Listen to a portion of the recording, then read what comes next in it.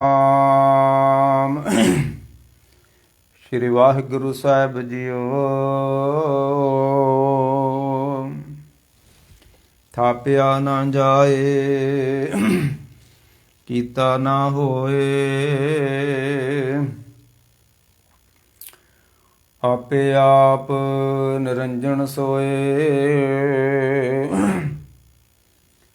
ਜਿਨ ਸੇਵਿਆ ਦਿਨ ਪਾਇਆ ਮਾਨ,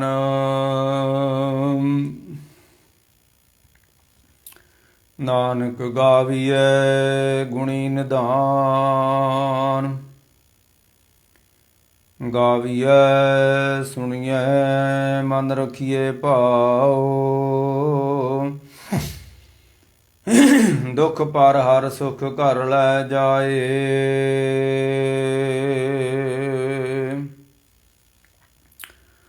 ਗੁਰਮੁਖ ਨਾਦੰ ਗੁਰਮੁਖ ਵੇਦੰ, ਗੁਰਮੁਖ ਰਿਆ ਸਮਾਈ। ਗੁਰ ਈਸ਼ਰ ਗੁਰ ਗੋਰਖ ਬ੍ਰਹਮਾ, ਗੁਰ ਪਾਰਬਤੀ ਮਾਈ। ਜੇ ਹਉ ਜਾਣਾ ਆਖਾ ਨਾਈ, ਕਹਿਣਾ ਕਥਨ ਨਾ ਜਾਈ। ਗੁਰਾਂ ਇਕ ਦੇ ਬੁਝਾਈ, ਸਭਨਾ ਜੀਆਂ ਕਾ ਇਕ ਦਾਤਾ। ਸੋ ਮੈਂ ਵਿਸਰ ਨਾ ਜਾਏ। ਗੁਰਾਂ ਇਕ ਦੇਵ ਗੁਰਾਂ ਇਕ ਦੇ ਬੁਝਾਈ, ਸਭਨਾ ਜੀਆਂ ਕਾ ਇਕ ਦਾਤਾ। ਸੋ ਮੈਂ ਵਿਸਰ ਨਾ ਜਾਈ। ਵਾਹਿਗੁਰੂ ਜੀ ਕਾ ਖਾਲਸਾ, ਵਾਹਿਗੁਰੂ ਜੀ ਕੀ ਫਤਿਹ। ਗੁਰੂ ਪਿਆਰੀ ਗੁਰੂ ਸਵਾਰੀ ਸਾਧ ਸੰਗਤ ਜੀ, ਜਿਹੜੀ ਆਪਾਂ ਜਪਜੀ ਸਾਹਿਬ ਦੀ ਕਥਾ ਆਰੰਭ ਕੀਤੀ ਹੋਈ ਆ, ਤੇ ਕੱਲ ਆਪਾਂ ਚੌਥੀ ਪੌੜੀ ਦੀ ਵਿਆਖਿਆ ਕੀਤੀ ਸੀ। ਹਰ ਪੌੜੀ ਵਿੱਚ ਇੱਕ ਵਿਸ਼ੇਸ਼ ਵਿਸ਼ਾ ਹੁੰਦਾ ਹੈ। ਜੇ ਸਾਰੇ ਜਪਜੀ ਸਾਹਿਬ ਦੀ ਇੱਕ ਵਿਸ਼ੇ ਨੂੰ ਵੇਖਣਾ ਹੋਵੇ, ਸਾਰੇ ਜਪਜੀ ਸਾਹਿਬ ਨੂੰ, ਤਾਂ ਉਹ ਇਹ ਵਿਸ਼ਾ ਹੈ, ਕਿਵ ਸਚਿਆਰਾ ਹੋਈਏ, ਕਿਵ ਕੂੜੇ ਟੁੱਟੇ ਪਾ। ਕੱਲ ਦਾ ਜਿਹੜਾ ਵਿਸ਼ਾ ਸੀ ਕਿ ਸਾਚਾ ਸਾਹਿਬ ਸਾਚ ਨਾਏ ਭਾਖਿਆ ਪਉ ਪਾਰ, ਉਹਦੇ ਵਿੱਚ ਮੇਨ ਵਿਸ਼ਾ ਜਿਹੜਾ ਸੀ ਕਿ ਉਹ ਅੰਮ੍ਰਿਤ ਵੇਲਾ ਸੱਚ ਨਾਉ, ਵਡਿਆਈ ਵਿਚਾਰ। ਜਿਨ੍ਹਾਂ ਨੇ ਰੱਬ ਪਰਮੇਸ਼ਰ ਦੀ ਬੰਦਗੀ ਕਰਨੀ ਹੈ, ਨਾਮ ਜਪਣਾ ਹੈ, ਉਹਨਾਂ ਨੂੰ ਵੇਲਾ ਵੀ ਦੱਸਿਆ ਹੈ ਜਪਜੀ ਸਾਹਿਬ ਨੇ। ਉੱਦਾਂ ਤੇ ਮਹਾਰਾਜ ਕਹਿੰਦੇ ਜੇ ਵੇਲਾ ਵਕਤ ਵਿਚਾਰੀਏ ਤਾਂ ਕਿਤ ਵੇਲਾ ਭਗਤ ਹੋਏ। ਅੰਦਨ ਨਾਮੇ ਰਤਿਆਂ, ਵੇਲੇ ਵਕਤ ਦੀ ਵਿਚਾਰ ਬੜੀ ਪਰਨੀ, ਪਰ ਇਹ ਵੀ ਜ਼ਰੂਰੀ ਹੈ ਕਿ 24 ਘੰਟਿਆਂ ਦੇ ਵਿੱਚ ਇੱਕ ਸਮਾਂ ਰੱਖਿਆ ਹੈ ਪਰਮੇਸ਼ਰ ਦੀ ਬੰਦਗੀ ਕਰਨ ਦਾ, ਪਰਮੇਸ਼ਰ ਦੇ ਪਿਆਰਿਆਂ ਨੇ, ਜਿਹਨੂੰ ਗੁਰੂ ਅੰਗਦ ਸਾਹਿਬ ਜੀ ਕਹਿੰਦੇ ਨੇ ਕਿ ਸੁਬਾਹੀ ਸਲਾਹ ਜਿਨੀ ਧਿਆਇਆ ਇੱਕ ਮਨ। ਗੁਰੂ ਨਾਨਕ ਸਾਹਿਬ ਕਹਿੰਦੇ ਨੇ ਕਿ ਜਿਨ੍ਹਾਂ ਨੇ ਅੰਮ੍ਰਿਤ ਵੇਲੇ ਇੱਕ ਮਨ ਹੋ ਕੇ ਪਰਮੇਸ਼ਰ ਨੂੰ ਧਿਆ ਲਿਆ। ਸਬਾਹੀ ਸਲਾਇਆ ਜਿਨੀ ਇੱਕ ਮਨ ਸਈ ਪੂਰੇ ਸਾਹ, ਵਖਤੇ ਉੱਪਰ ਲੜ ਮੋਏ ਲੜ ਮਰੇ। ਵਕਤ ਸੀ, ਸਮਾਂ ਸੀ ਜਦੋਂ ਮਨ ਦੇ ਨਾਲ ਸੰਘਰਸ਼ ਕਰਨਾ ਸੀ, ਮਨ ਦੇ ਨਾਲ ਲੜਨਾ ਸੀ। ਦੂਜੇ ਬਹੁਤੇ ਰਾਹ ਮਨ ਕੀ ਮੱਤੀ ਖਿੰਡੀਆਂ। ਜਦੋਂ ਕੋਈ ਅੰਮ੍ਰਿਤ ਵੇਲਾ ਖੁੰਝ ਜਾਂਦਾ ਹੈ, ਗੁਰੂ ਨਾਨਕ ਸਾਹਿਬ ਕਹਿੰਦੇ ਅੰਮ੍ਰਿਤ ਵੇਲਾ ਸੱਚ ਨਾਉ। ਅਗਰ ਉਹ ਵੇਲਾ ਖੁੰਝ ਗਿਆ, ਅੰਮ੍ਰਿਤ ਵੇਲੇ ਰੱਬ ਦਾ, ਪਰਮੇਸ਼ਰ ਦੀ ਬੰਦਗੀ ਨਹੀਂ ਕੋਈ ਕਰ ਸਕਿਆ। ਤੇ ਦੂਜੇ ਬਹੁਤੇ ਰਾਹ, ਫਿਰ ਜਦੋਂ ਦੂਸਰਾ ਸਮਾਂ ਆਉਣਾ, ਜਦੋਂ ਸੂਰਜ ਨੇ ਉਦੇ ਹੋ ਜਾਣਾ ਹੈ, ਉੱਗ ਪੈਣਾ ਹੈ। ਸੂਰਜ ਚੜ੍ਹਦਿਆਂ ਨਾਲ ਹੀ ਮਾਰਕ ਦੇ ਮਨ ਜਿਹੜਾ ਬਹੁਤ ਖਿੰਡ ਜਾਂਦਾ ਹੈ, ਕਿਉਂਕਿ ਸੂਰਜ ਚੜ੍ਹੇ ਵਜੋਗ ਸਭ ਸੇ ਘਟੇ ਆਰਜਾਂ। ਸੂਰਜ ਚੜ੍ਹਦਿਆਂ ਹੀ ਪੰਛੀ ਆਪਣੇ ਆਲਣੇ ਛੱਡ ਦਿੰਦੇ ਨੇ, ਉਡਾਰੀਆਂ ਮਾਰ ਦਿੰਦੇ ਨੇ, ਨੌਕਰ ਚਾਕਰ ਘਰਾਂ ਨੂੰ ਛੱਡ ਕੇ ਤੁਰ ਜਾਂਦੇ ਨੇ, ਤੇ ਬੜਾ ਦਵੰਦ ਪੈ ਜਾਂਦਾ ਹੈ, ਬੜਾ ਰੌਲਾ ਪੈ ਜਾਂਦਾ ਧਰਤੀ ਤੇ ਸੂਰਜ ਚੜ੍ਹਦਿਆਂ ਹੀ। ਹੁਣ ਤੇ ਅੰਮ੍ਰਿਤ ਵੇਲੇ ਵੀ ਆਸਾ ਦੀ ਵਾਰ ਸੁਣਨੀ ਮੁਸ਼ਕਲ ਹੋ ਗਈ ਆ, ਬੜਾ ਰੌਲਾ ਪੈਣ ਲੱਗ ਪਿਆ ਆਸਾ ਦੀ ਵਾਰ ਦੇ ਪਿੱਛੇ ਵੀ। ਕੋਈ ਸਮਾਂ ਹੁੰਦਾ ਸੀ ਆਸਾ ਦੀ ਵਾਰ ਸੁਣਦੇ ਹਾਂ ਦਰਬਾਰ ਸਾਹਿਬ ਵਾਲੀ, ਤੇ ਕੋਈ ਆਵਾਜ਼ ਨਹੀਂ ਸੀ ਵਿੱਚ ਹੁੰਦੀ। ਹੁਣ ਅੰਮ੍ਰਿਤ ਵੇਲੇ ਵੀ ਇੰਨੀਆਂ ਸੰਗਤਾਂ ਉੱਥੇ ਹੁੰਦੀਆਂ ਕਿ ਬਹੁਤ ਆਵਾਜ਼ਾਂ ਰਾਗੀਆਂ ਦੇ ਪਿੱਛੋਂ ਆਉਂਦੀਆਂ ਨੇ, ਵੱਡੀ ਮੁਸ਼ਕਲ ਬਣ ਗਈ।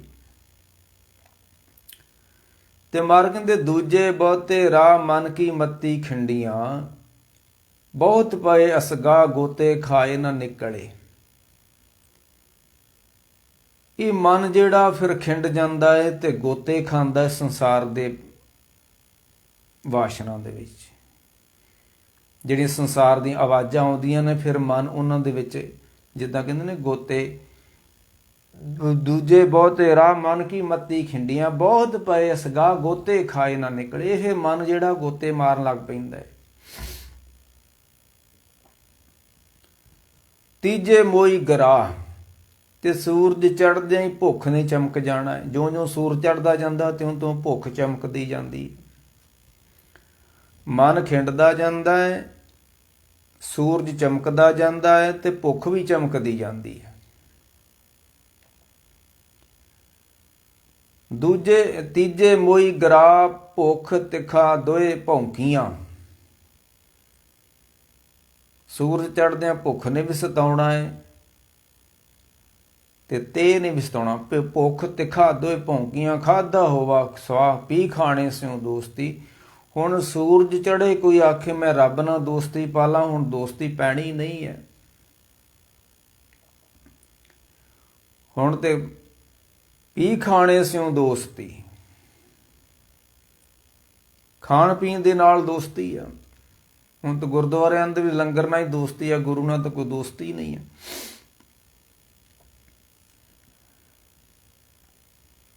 ਖਾਧਾ ਹੋਵਾ ਸਵਾ ਪੀ ਖਾਣੇ ਸਿਉ ਦੋਸਤੀ। ਇਸ ਕਰਕੇ ਗੁਰੂ ਰਾਮਦਾਸ ਸੋਢੀ ਪਾਤਸ਼ਾਹ ਵੀ ਕਹਿੰਦੇ ਨੇ ਕਿ ਹਰ ਤਨ ਅੰਮ੍ਰਿਤ ਵੇਲੇ ਵੱਤੇ ਕਾ ਬੀਜਿਆ, ਭਗਤ ਖਾਏ ਖਰਚ ਰਹੇ ਨਖੁੱਟੇ ਨਹੀਂ।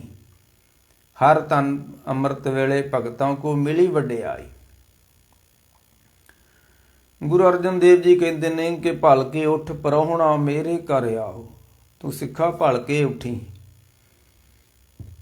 ਅੰਮ੍ਰਿਤ ਵੇਲੇ ਉੱਠੀ, ਤੇ ਉਸ ਸਮੇਂ ਤੈਨੂੰ ਦੁਨੀਆ ਦੇ ਧੰਦੇ ਨਾ ਚੇਤੇ ਹੋਣ।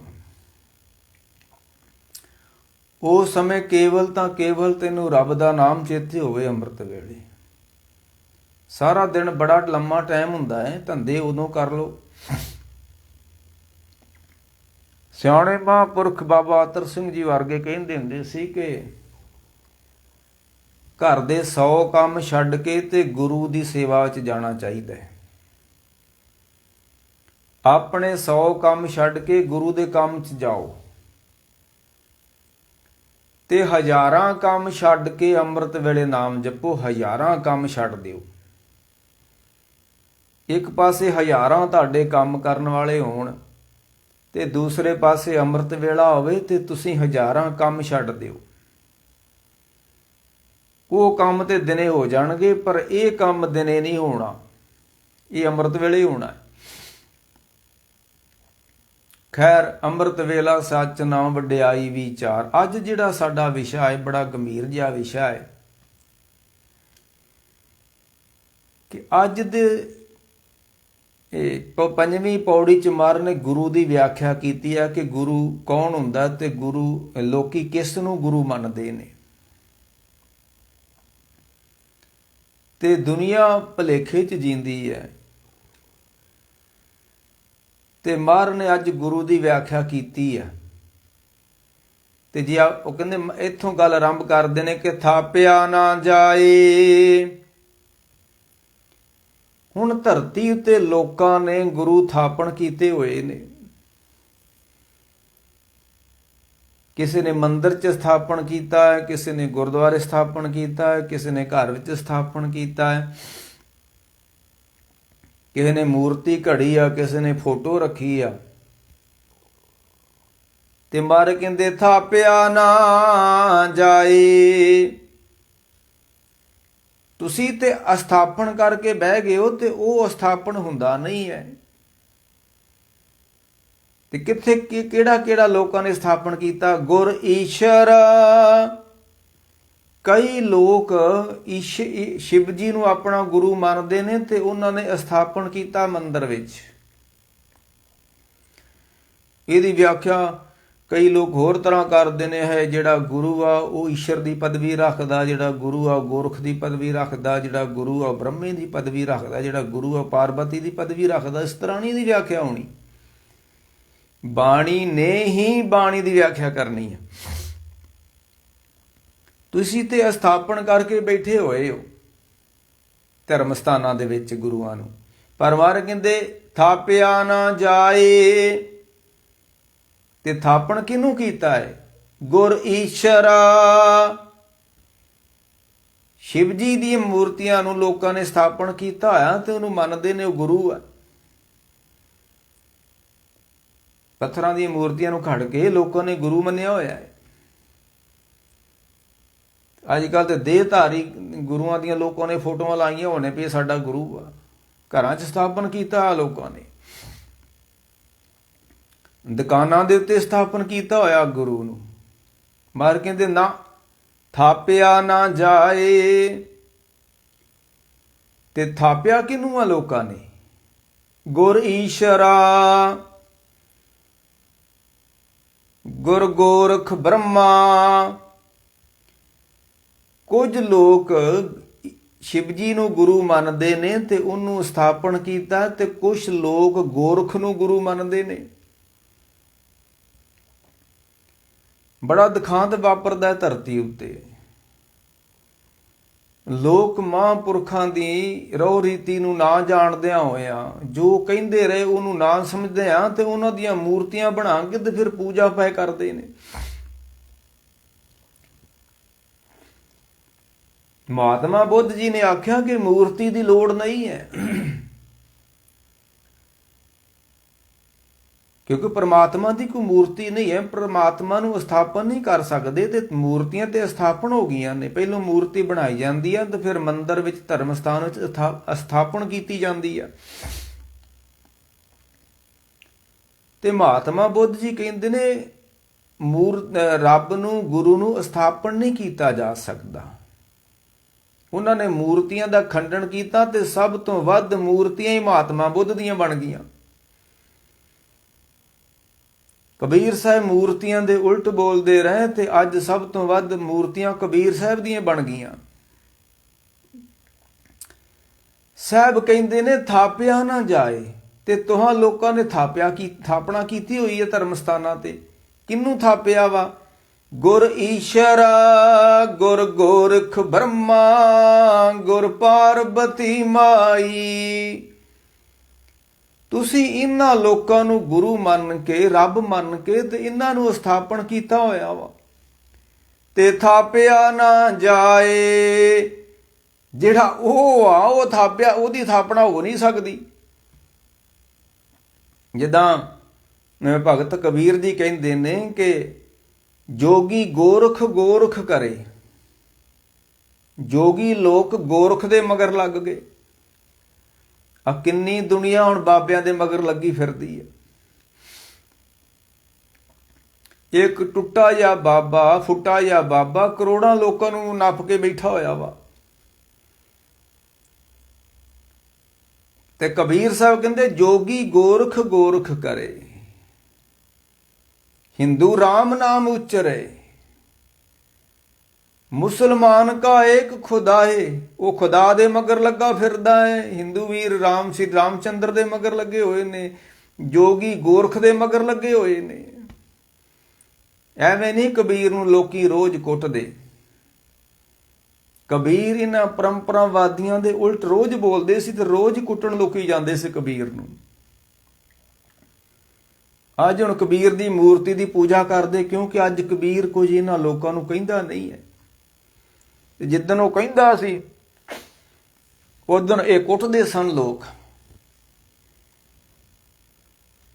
ਕਬੀਰ ਸਾਹਿਬ ਕਹਿੰਦੇ ਨੇ, ਜੋਗੀ ਗੋਰਖ ਗੋਰਖ ਕਰੇ, ਹਿੰਦੂ ਰਾਮ ਨਾਮ ਉਚਰੈ, ਮੁਸਲਮਾਨ ਕਾ ਏਕ ਖੁਦਾਏ, ਕਬੀਰ ਕਾ ਸੁਆਮੀ ਰਹਾ ਸਮਾਏ। ਤੇ ਜਿਹੜਾ ਸਮਾਇਆ ਹੋਇਆ ਵਾ ਉਹਨੂੰ ਤੁਸੀਂ ਅਸਥਾਪਨ ਨਹੀਂ ਕਰ ਸਕਦੇ। ਥਾਪਿਆ ਨਾ ਜਾਏ। ਤੇ ਤੁਸਾਂ ਕਿਹਨੂੰ ਥਾਪਣ ਕੀਤਾ ਹੋਇਆ? ਗੁਰ ਈਸ਼ਰ ਗੁਰ ਗੋਰਖ ਬ੍ਰਹਮਾ। ਤੁਸੀਂ ਇਹਨਾਂ ਲੋਕਾਂ ਨੂੰ ਗੁਰੂ ਮੰਨ ਕੇ, ਰੱਬ ਮੰਨ ਕੇ ਤੇ ਧਰਮ ਸਥਾਨਾਂ ਤੇ ਅਸਥਾਪਨ ਕੀਤਾ ਹੋਇਆ ਵਾ। ਮੈਂ ਕੱਲ ਹੀ ਸੋਚ ਰਿਹਾ ਵੀ ਇਹਦੀ ਹੁਣ ਵਿਆਖਿਆ ਕੀ ਕਰਾਂਗੇ। ਹੁਣ ਮਸਕੀਨ ਸਾਹਿਬ ਨੇ ਤੇ ਵਿਆਖਿਆ ਕੀਤੀ ਆ ਕਿ ਹੈ ਗੁਰੂ ਦੇ ਕੋਲ ਈਸ਼ਰ ਪਦਵੀ ਵੀ ਆ, ਗੁਰੂ ਦੇ ਕੋਲ ਗੋਰਖ ਪਦਵੀ ਆ, ਗੁਰੂ ਦੇ ਕੋਲ ਬ੍ਰਹਮੇ ਵਾਲੀ ਪਦਵੀ ਆ, ਗੁਰੂ ਬ੍ਰਹਮਾ ਜੈਸਾ ਗਿਆਨੀ ਆ, ਗੁਰੂ ਈਸ਼ਰ ਜੈਸਾ ਧਿਆਨੀ ਆ, ਗੁਰੂ ਪਾਰਬਤੀ ਜੈਸਾ ਸੇਵਾ ਭਾਵ ਰੱਖਦਾ ਹੋਇਆ ਵਾ। ਨਹੀਂ ਨਹੀਂ ਨਹੀਂ, ਇਹ ਵਿਆਖਿਆ ਨਹੀਂ ਹੈ ਜਪਜੀ ਸਾਹਿਬ ਦੀ। ਜਪਜੀ ਸਾਹਿਬ ਨੇ ਦੀ ਵਿਆਖਿਆ ਕੇਵਲ ਜਪਜੀ ਸਾਹਿਬ ਹੀ ਕਰ ਸਕਦੇ। ਮਹਾਰਾਜ ਕਹਿੰਦੇ, ਗੁਰੂ ਨਾਨਕ ਸਾਹਿਬ ਕਹਿੰਦੇ, ਜਿਨ੍ਹਾਂ ਚੀਜ਼ਾਂ ਨੂੰ ਤੁਸੀਂ ਅਸਥਾਪਨ ਕੀਤਾ ਹੋਇਆ ਮੰਦਰਾਂ ਦੇ ਅੰਦਰ, ਧਰਮ ਸਥਾਨਾਂ ਦੇ ਅੰਦਰ, ਤੇ ਜਿਹੜਾ ਗੁਰੂ ਆ, ਜਿਹੜਾ ਰੱਬ ਵਾ, ਉਹ ਤੇ ਅਸਥਾਪਨ ਹੋ ਨਹੀਂ ਸਕਦਾ, ਕਿਉਂਕਿ ਗੁਰ ਪਰਮੇਸ਼ਰ ਏਕੋ ਜਾਣ। ਜੇ ਪਰਮੇਸ਼ਰ ਨਹੀਂ ਸਥਾਪਨ ਹੋ ਸਕਦਾ ਤੇ ਗੁਰੂ ਵੀ ਨਹੀਂ ਸਥਾਪਨ ਹੋ ਸਕਦਾ, ਕਿਉਂਕਿ ਇੱਕ ਵਾ, ਦੋ ਨਹੀਂ ਹੈ। ਗੁਰ ਪਰਮੇਸ਼ਰ ਏਕੋ ਜਾਣ। ਨਾਨਕ ਸੋਧੇ ਸਿਮਰਤ ਵੇਦ, ਪਾਰ ਬ੍ਰਹਮ ਗੁਰ ਨਹੀਂ ਭੇਦ। ਜੋ ਪਾਰ ਬ੍ਰਹਮ ਦਾ ਰੂਪ ਹੈ ਸੋ ਹੀ ਗੁਰੂ ਕਾ ਰੂਪ ਹੈ। ਤੇ ਮਰ ਕਹਿੰਦੇ ਥਾਪਿਆ ਨਾ ਜਾਏ। ਕਿਉਂ? ਤੁਸੀਂ ਥਾਪ ਕੇ ਬਹਿ ਗਏ ਹੋ ਤੇ ਇਹਨਾਂ ਰੱਬ ਦੀਆਂ ਬਣਾਈਆਂ ਹੋਈਆਂ ਮੂਰਤੀਆਂ ਨੂੰ ਤੁਸੀਂ ਗੁਰੂ ਮੰਨ ਕੇ ਤੇ ਉਹਨਾਂ ਨੂੰ ਸਥਾਪਨ ਕਰਕੇ ਤੇ ਉਹਨਾਂ ਦੀ ਪੂਜਾ ਪੈ ਕਰਦੇ ਹੋ। ਕਿਉਂ? ਕੀਤਾ ਨਾ ਹੋਏ। ਜਿਹਨੂੰ ਤੁਸੀਂ ਸਥਾਪਨ ਕਰੋਗੇ ਪਹਿਲੋਂ ਉਹਨੂੰ ਕਰਨਾ ਪੈਣਾ ਵਾ। ਪਹਿਲੋਂ ਕਿਸ ਚੀਜ਼ ਨੂੰ ਬਣਾਓਗੇ ਤੇ ਫਿਰ ਹੀ ਉਹਨੂੰ ਰੱਖੋਗੇ ਨਾ ਕਿਤੇ। ਪਹਿਲੋਂ ਚੀਜ਼ ਬਣਦੀ ਆ ਤੇ ਫਿਰ ਅਸੀਂ ਉਹਨੂੰ ਘਰ ਵਿੱਚ ਲੈ ਕੇ ਆਉਨੇ ਆ। ਬੈੱਡ ਬਣਾਏ ਨੇ, ਘਰ ਵਿੱਚ ਲੈ ਆਂਦੇ। ਫ੍ਰਿਜ ਕਿਸੇ ਨੇ ਬਣਾਈ, ਫ੍ਰਿਜ ਅਸੀਂ ਘਰ ਵਿੱਚ ਲਿਆਣ ਕੇ ਰੱਖ ਦਿੱਤੀ। ਮੂਰਤੀ ਕਿਸੇ ਨੇ ਬਣਾਈ ਤੇ ਅਸੀਂ ਮੰਦਿਰ ਵਿੱਚ ਰੱਖ ਦਿੱਤੀ। ਪਹਿਲੋਂ ਕੀਤਾ ਵਾ, ਫਿਰ ਉਹਨੂੰ ਸਥਾਪਨ ਕੀਤਾ ਵਾ। ਤੇ ਮਹਾਰਾਜ ਕਹਿੰਦੇ ਥਾਪਿਆ ਇਸ ਕਰਕੇ ਨਹੀਂ ਜਾ ਸਕਦਾ ਕਿ ਕੀਤਾ ਨਾ ਹੋਏ। ਉਹਨੂੰ ਅਜੇ ਤੱਕ ਕਿਸੇ ਨੇ ਬਣਾਇਆ ਨਹੀਂਗਾ, ਤੇ ਬਣਾਏ ਤੋਂ ਬਿਨਾਂ ਤੁਸੀਂ ਸਥਾਪਨ ਕਿਵੇਂ ਕਰ ਲਿਆ ਵਾ? ਤੁਸੀਂ ਕਿਵੇਂ ਇਹ ਕਹਿਤਾ ਕਿ ਗੁਰ ਈਸ਼ਰ ਗੁਰ ਗੋਰਖ ਬ੍ਰਹਮਾ ਗੁਰ ਪਾਰਬਤੀ ਮਾਈ? ਤੁਸੀਂ ਇਹਨਾਂ ਨੂੰ ਸਥਾਪਨ ਕਰਕੇ ਬਹਿ ਗਏ ਤੇ ਉਹ ਸਥਾਪਨ ਹੁੰਦਾ ਨਹੀਂਗਾ। ਕਿਉਂ? ਆਪੇ ਆਪ ਨਿਰੰਜਨ ਸੋਏ। ਉਹ ਕਿਸੇ ਤੋਂ ਨਹੀਂ ਆ, ਉਹ ਆਪਣੇ ਆਪ ਤੋਂ ਆ। ਜਿਹਨੂੰ ਮੂਲ ਮੰਤਰ ਚ ਮਾਰ ਕੇ ਸਹਿਭੰਗ, ਸਹਿਭੰਗ ਵਾ, ਉਹ ਆਪਣੇ ਆਪ ਤੋਂ ਆ। ਉਸ ਉਤੇ ਪ੍ਰਕਾਸ਼ ਵਾ। ਤੇ ਤੁਸੀਂ ਉਸ ਨੂੰ ਸਥਾਪਨ ਕਿਵੇਂ ਕਰ ਲਿਆ? ਥਾਪਿਆ ਨਾ ਜਾਇਓ ਤਾਂ ਹੋ ਨਹੀਂ ਸਕਦਾ। ਥਾਪਣ ਤੇ ਤਾਂ ਹੀ ਕਰੋਗੇ ਨਾ, ਪਹਿਲੋਂ ਬਣਾਓਗੇ। ਪੱਖਾ ਬਣਿਆ ਸੀ ਘਰ ਵਿੱਚ ਲਿਆਣ ਕੇ ਰੱਖ ਦਿੱਤਾ, ਉਹ ਮੋਬਾਈਲ ਫੋਨ ਬਣਿਆ ਤੇ ਅਸੀਂ ਆਵੇ ਸਥਾਪਨ ਕਰਕੇ ਬਹਿ ਗਏ ਸਾਹਮਣੇ। ਤੇ ਜਿਹੜਾ ਬਣਿਆ ਹੀ ਨਹੀਂਗਾ, ਜਿਹਦਾ ਢਾਂਚਾ ਹੀ ਨਹੀਂਗਾ, ਸਹਿਸ ਮੂਰਤ ਨੰਨਾ ਏਕ ਤੋਹੀ, ਜਿਹਦੀ ਮੂਰਤ ਕੋਈ ਨਹੀਂਗਾ, ਤੇ ਤੁਸੀਂ ਉਸ ਨੂੰ ਮੰਦਰ ਸਥਾਨ ਧਰਮ ਸਥਾਨਾਂ ਤੇ ਕਿਵੇਂ ਥਾਪਣ ਕੀਤਾ ਹੋਇਆ ਵਾ। ਆਪੇ ਆਪ ਨਿਰੰਜਨ ਸੋਏ, ਉਹ ਆਪਣੇ ਆਪ ਤੋਂ ਤੇ ਮਾਇਆ ਤੋਂ, ਮਾਇਆ ਦੀ ਕਾਲਖ, ਮਾਇਆ ਇੱਕ ਕਾਲਖ ਵਾ, ਇਹ ਮਾਇਆ ਰੂਪੀ ਕਾਲਖ ਤੋਂ ਉਹ ਨਿਰਅੰਜਨ ਵਾ। ਅੰਜਨ ਕਹਿੰਦੇ ਨੇ ਸੁਰਮੇ ਨੂੰ, ਜਿੰਨਾ ਕਹਿੰਦੇ ਗਿਆਨ ਅੰਜਨ ਗੁਰ ਦੀਆ। ਅੰਜਨ ਮੈਨੇ ਕਾਲਖ, ਕਾਲਾ। ਗਿਆਨ ਅੰਜਨ ਗੁਰ ਦੀਆ, ਅਗਿਆਨ ਅੰਧੇਰ ਬਨਾਸ। ਜਿੱਦਾਂ ਨੇਤਰਾਂ ਵਿੱਚ ਸੁਰਮਾ ਪਾ ਲਿਆ ਜਾਂਦਾ ਸੀ ਤੇ ਨੇਤਰ ਸਾਫ਼ ਹੋ ਜਾਂਦੇ ਸੀ, ਤੇ ਇਸੇ ਤਰ੍ਹਾਂ ਬੁੱਧੀ ਵਿੱਚ ਜਦੋਂ ਗਿਆਨ ਦਾ ਸੁਰਮਾ ਪੈਂਦਾ ਹੈ, ਟੁਕ ਚਾਹੇ ਗਿਆਨ ਅੰਜਨ ਸਭ ਕੋਈ ਦੇ, ਟੁਕ ਚਾਹਨ ਮਾਏ ਬਡਾਨ। ਗਿਆਨ ਨੂੰ ਹਮੇਸ਼ਾ ਸੁਰਮਾ ਮੰਨਿਆ ਗਿਆ। ਇਹ ਬੁੱਧੀ ਨੂੰ ਚਮਕਾਉਂਦਾ ਹੈ, ਬੁੱਧੀ ਨੂੰ ਸਾਫ਼ ਕਰਦਾ ਹੈ। ਬੁੱਧੀ ਵਿੱਚ ਜਿੰਨੇ ਵੀ ਭੈੜ ਨੇ ਨਾ, ਐਬ ਨੇ, ਉਹਨਾਂ ਨੂੰ ਬਾਹਰ ਕੱਢਦਾ ਹੈ, ਤਾਂ ਇਸ ਨੂੰ ਗਿਆਨ ਨੂੰ ਅੰਜਨ ਕਹਿੰਦੇ ਨੇ। ਤੇ ਇੱਥੇ ਮਰ ਕਹਿੰਦੇ ਆਪੇ ਆਪ ਨਿਰੰਜਨ ਸੋਏ, ਉਹ ਨਿਰਅੰਜਨ ਵਾ, ਉਹਨੂੰ ਤੁਸੀਂ ਥਾਪ ਨਹੀਂ ਸਕਦੇ। ਕਿਉਂ ਨਹੀਂ ਥਾਪ ਸਕਦੇ? ਉਹ ਕੀਤਾ ਨਾ ਹੋਏ। ਤੇ ਜਿਨ੍ਹਾਂ ਨੂੰ ਤੁਸੀਂ ਥਾਪਿਆ ਵਾ ਉਹ ਤੇ ਕੀਤੇ ਹੋਏ ਨੇ, ਗੁਰ ਈਸ਼ਰ, ਗੁਰ ਗੋਰਖ, ਬ੍ਰਹਮਾ, ਗੁਰ ਪਾਰਬਤੀ ਮਾਈ ਦੇ ਥਾਪਣ ਤੁਸੀਂ ਕੀਤੇ ਹੋਏ ਨੇ, ਕਿਉਂਕਿ ਕਿਸੇ ਦੇ ਕੀਤੇ ਹੋਏ ਨੇ। ਇਦਾਂ ਗੋਰਖ ਨੇ ਕਿਤੋਂ ਜਨਮ ਲਿਆ ਹੋਇਆ, ਬ੍ਰਹਮੇ ਨੇ ਕਿਤੋਂ ਜਨਮ ਲਿਆ ਹੋਇਆ, ਪਾਰਬਤੀ ਕਿਤੋਂ ਜਨਮੀ ਹੋ ਸਕਦੀ ਆ, ਜਾਂ ਉਹਨਾਂ ਦੀਆਂ ਮੂਰਤੀਆਂ ਕੀਤੀਆਂ ਹੋ ਸਕਦੀਆਂ ਨੇ। ਤੇ ਰੱਬ ਦੀ ਤਾਂ ਕੋਈ ਮੂਰਤੀ ਨਹੀਂ ਹੈ, ਤੇ ਜਿਹਦੀ ਮੂਰਤੀ ਕੋਈ ਨਹੀਂ ਹੈ, ਤੇ ਤੁਸੀਂ ਉਸ ਨੂੰ ਅਸਥਾਪਨ ਕਿਵੇਂ ਕਰਕੇ ਬਹਿ ਗਏ ਹੋ? ਸ਼ੁਰੂਆਤ ਵੀ ਇੱਥੋਂ ਹੋਈ ਸੀ ਜਪਜੀ ਸਾਹਿਬ ਦੀ, ਕਿ ਓਂਕਾਰ ਜਿਹੜਾ ਨਰਮਦਾ ਦੇ ਕੰਢੇ ਤੇ ਮੰਦਰ ਵਾ ਓਂਕਾਰ ਦਾ, ਉਹਦੇ ਅੰਦਰ ਉਹ ਮੂਰਤੀ ਆ ਇੱਕ, ਤੇ ਉਸ ਮੂਰਤੀ ਨੂੰ ਲੋਕੀ ਓਂਕਾਰ ਦੀ ਮੂਰਤੀ ਮੰਨਦੇ ਆ। ਸਾਹਿਬ ਕਹਿੰਦੇ ਉਹਦੀ ਤੇ ਮੂਰਤੀ ਕੋਈ ਨਹੀਂ ਗਾ, ਤੇ ਤੁਸੀਂ ਓਂਕਾਰ ਦਾ ਮੰਦਰ ਕਿਵੇਂ ਬਣਾ ਲਿਆ? ਜਦੋਂ ਕਬੀਰ ਨੇ ਆਖਿਆ ਹੋਊਗਾ ਕਿ ਓਂਕਾਰ ਆਦਿ ਮੈਂ ਜਾਣਾ, ਮੈਂ ਉਸ ਨੂੰ ਜਾਣਦਾ ਵਾਂ, ਓਂਕਾਰ ਨੂੰ।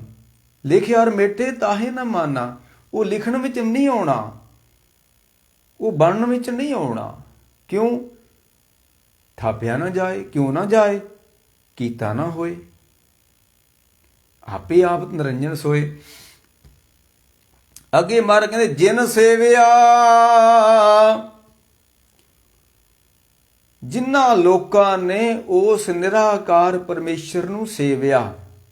ਬਹੁਤੀ ਦੁਨੀਆ ਤੇ ਸਕਾਰ ਦੇ ਵਿੱਚ ਚਿੰਬੜੀ ਹੋਈ ਹੈ, ਬਹੁਤੀ ਦੁਨੀਆ ਤੇ ਆਕਾਰ ਦੀ ਪੂਜਾ ਕਰਦੀ ਆ, ਉਹ ਨਿਰਾਕਾਰ ਵਾ। ਗੁਰੂ ਨਾਨਕ ਸਾਹਿਬ ਕਹਿਣ ਲੱਗੇ ਚੱਲ ਮਰਦਾਂ ਨੇ, ਅੱਜ ਤੈਨੂੰ ਕਿਸੇ ਗੁਰਮੁਖ ਦੇ ਦਰਸ਼ਨ ਕਰਾਈਏ। ਉਹ ਪਹਿਲੇ ਜਨਮ ਵਿੱਚ ਵੀ ਗੁਰਮੁਖ ਸੀ, ਤੇ ਕਹਿਣ ਲੱਗੇ ਜੇ ਪਹਿਲੇ ਜਨਮ ਵਿੱਚ ਗੁਰਮੁਖ ਸੀ, ਮਰਦਾਨਾ ਜੀ ਕਹਿਣ ਲੱਗੇ, ਤੇ ਫਿਰ ਦੁਬਾਰਾ ਉਹਨਾਂ ਨੂੰ ਕਿਉਂ ਜਨਮ ਮਿਲਿਆ? ਗੁਰਮੁਖ ਤਾਂ ਮੁਕਤ ਹੁੰਦੇ ਨੇ।